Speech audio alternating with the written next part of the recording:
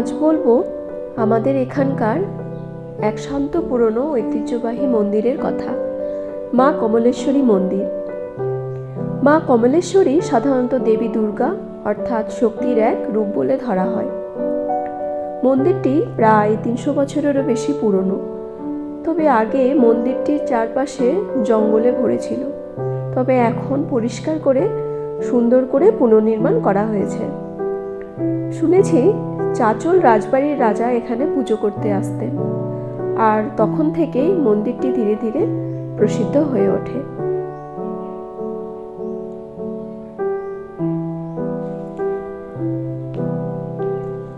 মন্দিরের পাশেই রয়েছে পুরনো একটি বটগাছ আর একটি পুকুর, আর এই পুকুরেই হাত পা ধুয়ে তবেই মন্দিরে প্রবেশ করতে হয়।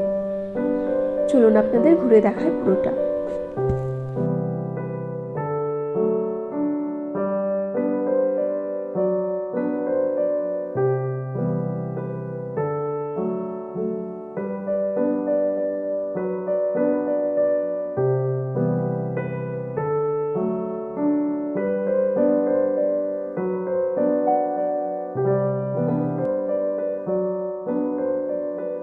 তো এই ছিল মা কমলেশ্বরী মন্দির দর্শন।